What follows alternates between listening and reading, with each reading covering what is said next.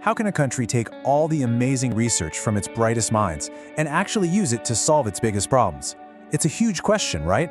Well, it turns out one of Latin America's top universities, the University of Chile, has found a really powerful new answer.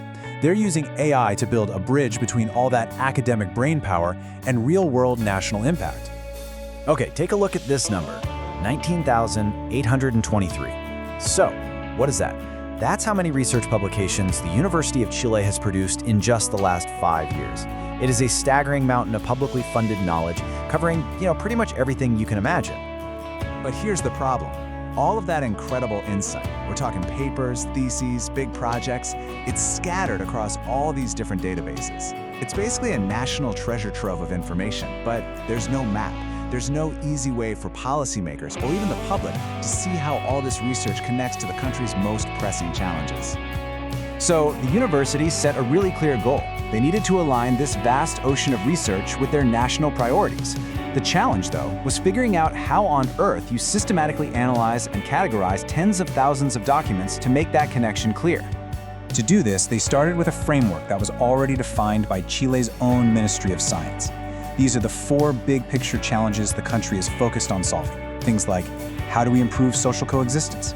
How do we manage the relationship between nature and society?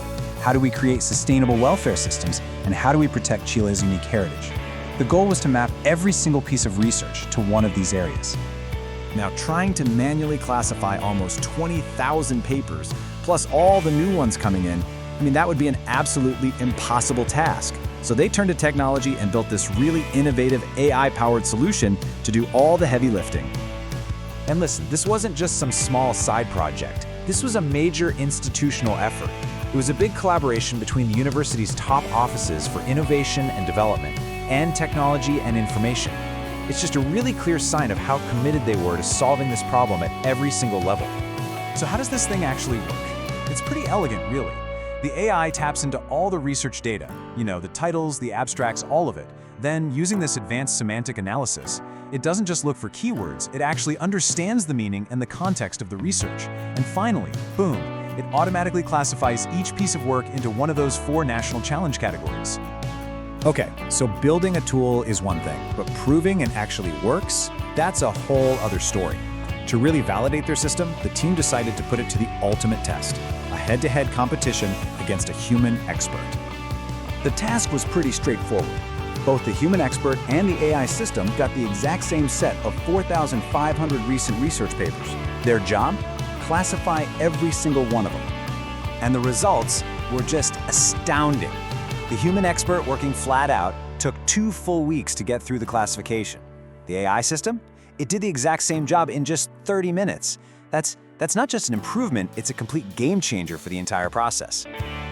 But you might be thinking, okay, speed is useless without accuracy. So how did it do? The AI achieved an accuracy rate of over 85%. It wasn't just faster, it was seriously effective.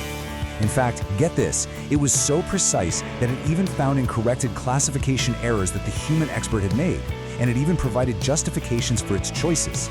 Incredible.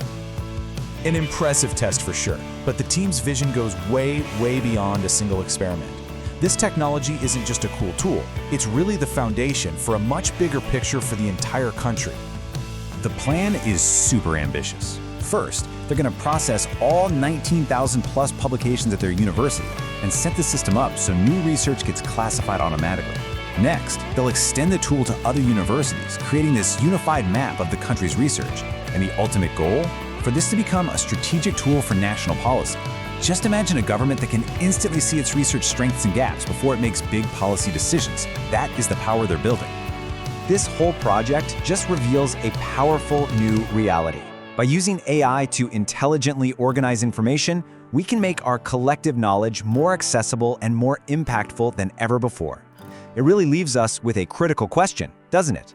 What other treasure troves of human knowledge, in medicine, in law, in history, are just sitting there, waiting for the right AI-powered map to unlock them?